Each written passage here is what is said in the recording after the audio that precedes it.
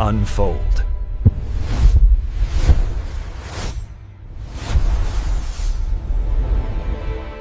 (10원짜리) 한 그릇.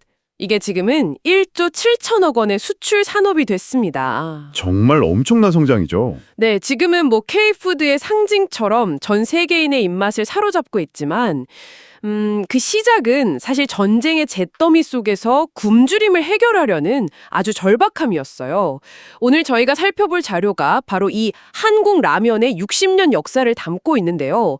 어떻게 라면이 가난의 상징을 넘어서 시대의 위기마다 우리 곁을 지킨 위로의 음식이자 문화 아이콘이 될 수 있었는지 그 파란만장한 여정을 한번 따라가 보려고 합니다. 네, 오늘 자료를 쭉 훑어보면 정말 흥미로운 지점들이 많아요.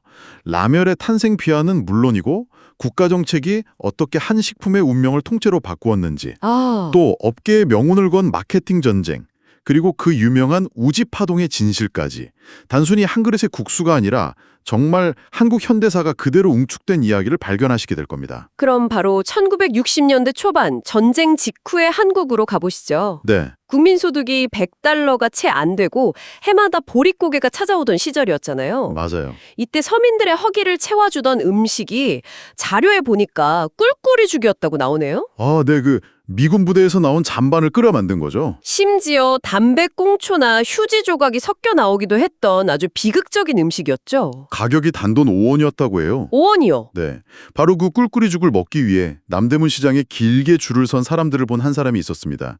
삼양식품의 창업주 고 전중윤 회장인데요. 원래 보험회사 사장으로 안정적인 길을 걷던 분이었는데 그 광경을 보고 큰 충격을 받은 거죠. 그렇죠. 그래서 굶주리는 동포들에게 위생적이고 저렴한 음식을 제공하겠다, 이런 제세보국의 일념으로 모든 걸 버리고 식품 사업에 뛰어들게 됩니다. 아니, 그런데 의지는 좋지만 당장 기술이 없었을 거 아니에요. 없었죠. 정말 맨땅에 헤딩하는 심정이었을 것 같은데요. 정확해요. 그래서 전 회장이 정부를 설득해서 5만 달러를 겨우 확보한 뒤에 무작정 일본의 묘조식품으로 찾아갑니다. 일본으로요? 네. 당시 라면 기술은 일본에서도 최신 기술이라 당연히 문전박대를 당했죠. 기술 유출을 꺼리던 오쿠이 사장에게 전 회장이 이렇게 호소했다고 해요. 나는 돈을 벌기 위해서가 아니라 굶주리는 내 나라 사람들을 먹이기 위해 이 기술이 필요하다고요. 와, 그 진심이 통했군요. 네, 그 진심의 마음이 움직인 오쿠이 사장이 정말 파격적인 조건으로 기계와 기술을 전수하기로 합니다. 다행이네요. 그런데 딱 하나, 라면 맛의 핵심인 스프 배합 비율만큼은 끝까지 비밀에 붙였다고 해요. 아, 그건 안 가르쳐주고. 네, 일종의 기술자 자존심이었던 거죠. 그런데 정말 영화 같은 일이 벌어집니다. 뭔가요? 모든 기술 전수를 마치고 전 회장이 귀국하는 날, 공항에 오쿠이 사장이 보낸 비서가 나타나서 그의 손에 몰래 메모 한 장을 쥐어줬다는 거예요. 설마 그 메모가. 맞습니다. 바로 그 스프 배합 비율이 적힌 메모였습니다. 와, 한국 라면 역사가 시작되는 정말 극적인 순간이었죠. 이야, 무슨 첩보 영화의 한 장면 같네요. 그렇게 해서 1963년 9월 15일 대한민국 최초의 라면, 삼양라면이 드디어 출시되는군요. 네, 가격이 10원.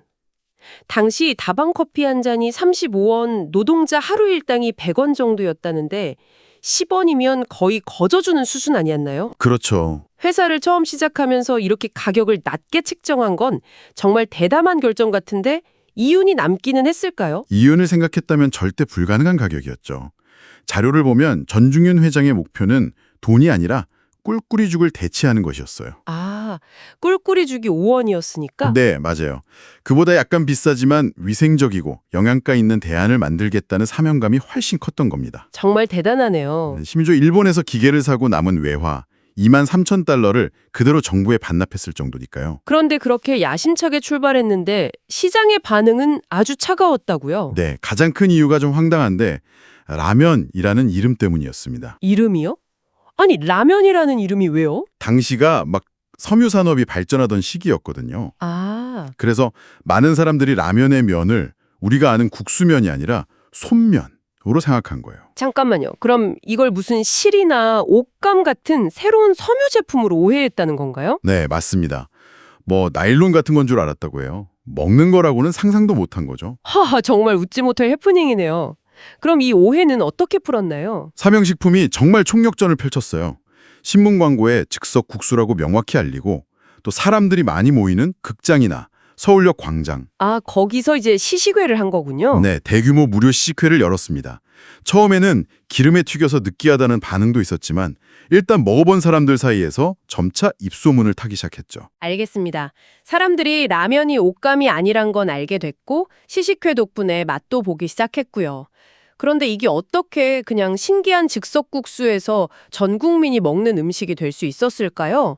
어떤 결정적인 계기가 있었던 건가요? 바로 정부가 그 계기를 만들어줬습니다. 정부요? 네, 1960년대 중반 박정희 정부가 고질적인 쌀 부족 문제를 해결하기 위해 아주 강력한 혼분식 장려운동을 펼치거든요. 아, 저도 어렴풋이 기억나요. 학교에서 선생님이 도시락 검사해서 쌀밥만 싸우면 혼내고 그랬다면서요? 맞습니다. 매주 수요일과 토요일을 분식의 날로 지정하고 모든 식당에서 쌀밥 판매를 아예 금지하는 무미일까지 시행했을 정도니까요. 와, 그렇게까지 했군요. 이런 상황에서 라면은 쌀을 대체할 가장 완벽한 식품으로 떠오른 거죠. 그쵸. 정부가 직접 나서서 라면을 제2의 주식으로 홍보하면서 소비량이 폭발적으로 증가하게 됩니다. 정부 정책이 라면의 운명을 바꿔놓은 셈이네요. 그런 셈이죠. 그리고 바로 이때 한국 라면의 정체성을 결정짓는 또 하나의 중요한 사건이 일어납니다. 1966년에 박정희 대통령이 삼양라면 공장을 시찰하다가 라면을 시식한 뒤에 이런 조언을 했다고 해요. 어떤 조언이요?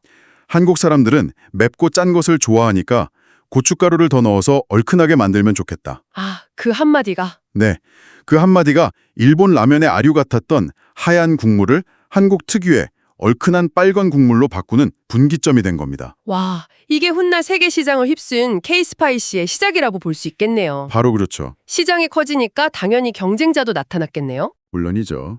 1965년에 롯데공업, 지름의 농심이 시장에 뛰어들면서 본격적인 경쟁 시대가 열립니다. 아, 특히 1970년대 마케팅 전쟁이 아주 치열했는데요.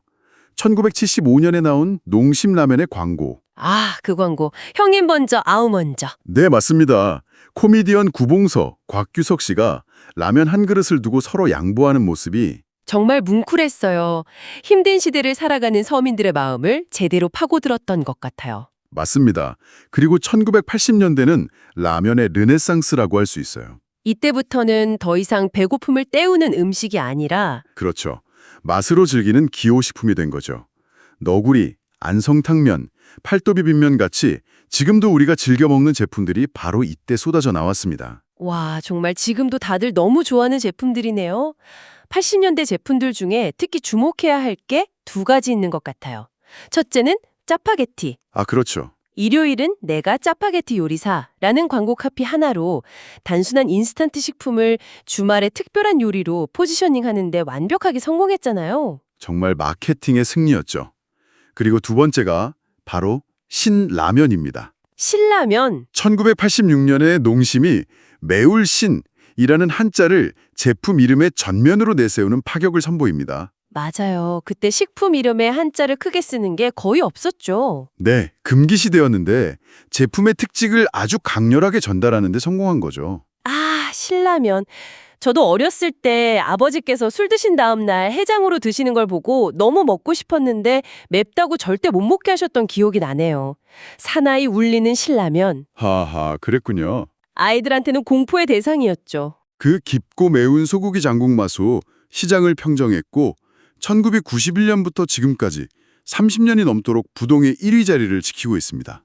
이렇게 라면 산업이 그야말로 정점을 찍던 1989년 11월, 업계 전체를 뿌리째 뒤흔든 엄청난 사건이 터집니다. 네, 검찰이 삼양식품을 포함한 몇몇 회사들이 공업용 우지, 소기름으로 라면을 튀겼다면서 관련자들을 구속한 거죠. 맞아요.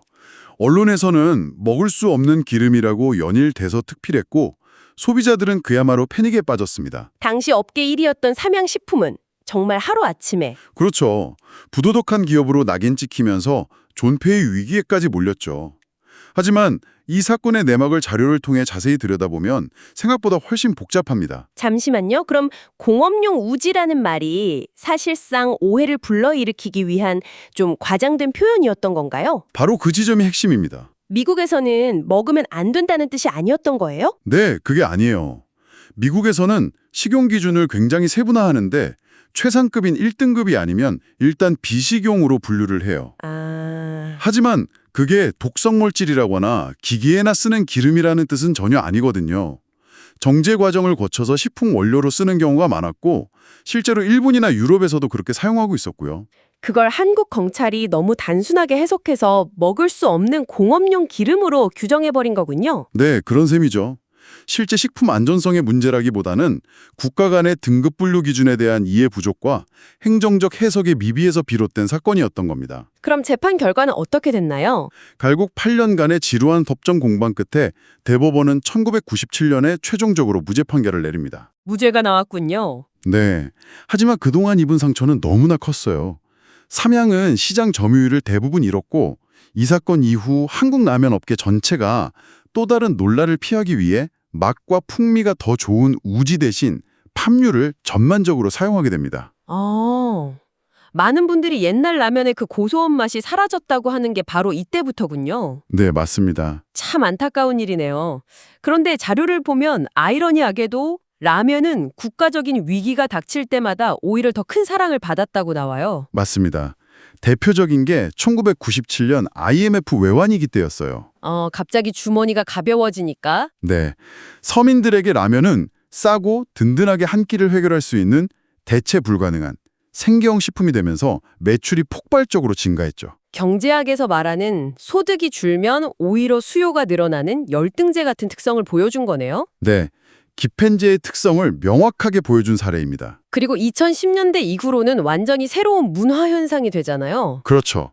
영화 기생충에 나온 짜파구리가 전 세계적인 신드롬을 일으켰고 맞아요. 삼양의 불닭볶음면은 유튜브에서 파이어 누들 챌린지 열풍을 타고 글로벌 히트 상품이 됐고요. 이제 라면은 그냥 음식이 아니라 하나의 놀이이자 컨텐츠가 된 것 같아요. 맞아요. 최근에는 한강공원에 그 즉석 라면 조리기 있잖아요. 네네. 그게 K라면 자판기라는 이름으로 해외에 수출될 정도라고 하니까요. 와, 그 기계가요? 네, 한국 드라마에서 보던 그 문어를 직접 체험하려는 외국인들에게 엄청난 인기를 끌고 있대요. 야외에서 강바람 맞으면서 먹는 그 맛 다들 아시잖아요. 그 경험 자체가 하나의 수출 상품이 된 겁니다. 1963년 꿀꿀이 죽을 대신하기 위해 10원에 태어났던 라면. 보릿고개를 넘게 해준 생명줄이었고 IMF 때는 서민들의 허한 속을 달래준 따뜻한 위로였죠. 이제는 140여 개국으로 수출되면서 한국의 문화와 정서를 전하는 소울푸드가 되었네요. 전중현 회장의 배고픈 사람을 위한 좋은 음식이라는 꿈이 1조 원이 넘는 수출 신화를 이룬 셈이죠. 하지만 이런 숫자의 크기보다 더 중요한 건 시대가 변해도 라면 한 그릇이 우리에게 주는 그 따뜻한 위로의 가치는 변치 않는다는 점일 겁니다. 오늘 저희가 살펴본 자료는 여기서 끝이지만 마지막으로 생각해 볼 만한 질문 하나를 여러분께 남겨드리고 싶어요. 네. 우지파동 이후 한국 라면 업계는 논란을 피하기 위해 파묘를 사용해 왔잖아요. 그렇죠. 그런데 최근 36년 만에 다시 우지를 사용한 프리미엄 복고 제품이 등장해서 인기를 끌고 있다고 해요. 다시 우지로 돌아간 작품이 나온 거군요? 네, 이걸 보면서 이런 생각이 들더라고요. 효율과 안전, 그리고 세계적인 트렌드를 쫓는 과정에서 우리는 어쩌면 잃어버린 본연의 맛 같은 게 있는 건 아닐까요? 생각해볼 문제네요. 그리고 지금 우리에게 정말로 다시 찾아올 가치가 있는 과거의 것은 무엇일까요?